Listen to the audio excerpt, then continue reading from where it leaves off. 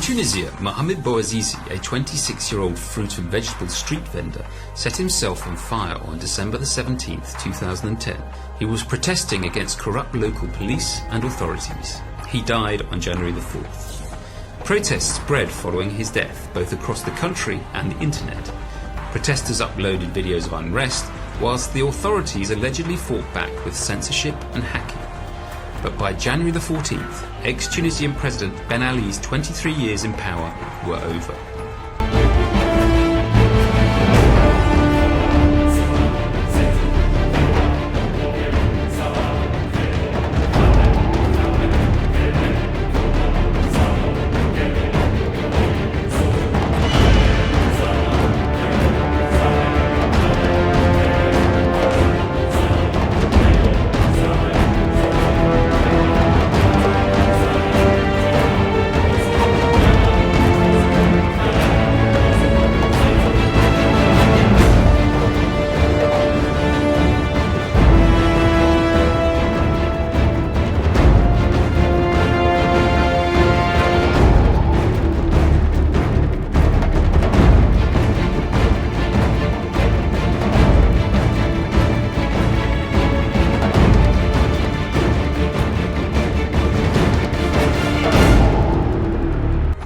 Social media played a role, but not a determinative role. The dominant medium is still television. And part of that is due to the fact that social media are not as pervasive in that part of the world as they are in the more developed nations. You look at Facebook, for example, which is used by only about 5% of the population. Internet penetration throughout the region is about 20%. So that's important, but it's television, on the other hand, reaches upwards of 80% of the population, particularly in the big cities. And so the dominant medium was television, sometimes repurposing material that it found on the social media sites.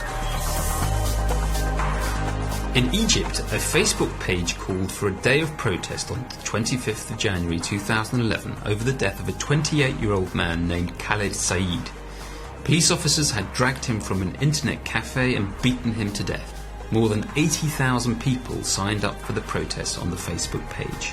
The protests continued in Egypt despite the mobile phone and internet network being down for several days.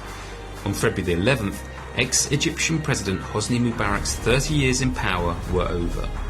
The original Facebook page, called We Are All Khaled Said, has nearly 1 million likes.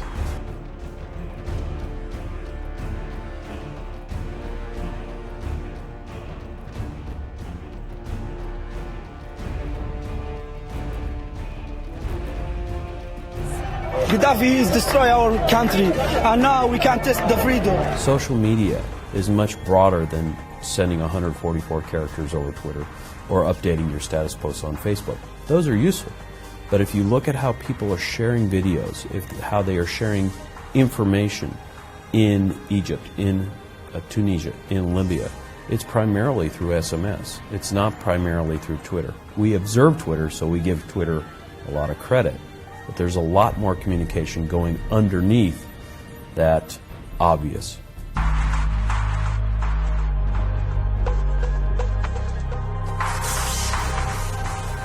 The number one enemy, it seems nowadays, in every state in North Africa is Al Jazeera. Whether you're Israel, Jordan, Egypt, Tunisia, they all blame Al Jazeera for everything that has gone wrong. And Al Jazeera has taken a very aggressive stance, one might say, in broadcasting events, whereas 5-10 years ago that would have not been possible. So we see a broader dissemination of information. When Al Jazeera's signal is jammed or cut off and there's only state TV, we see people picking up the slack through mobile phones, through telephony, through voice over internet protocol, etc.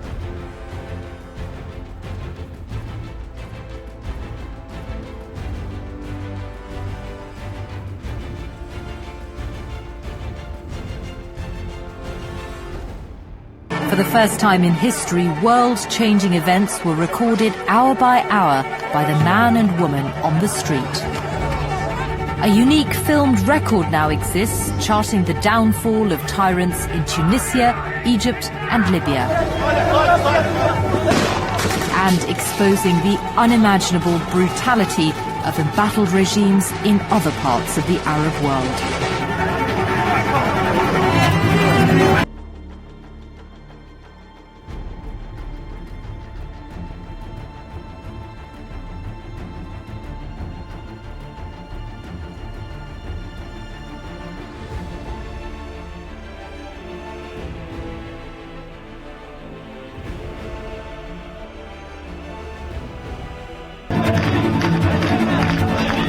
He's abandoning his position as President of the Republic. I ran into the street. I started to cry. I laid down on the street and looked up at the sky and I couldn't believe it, and we all hugged each other.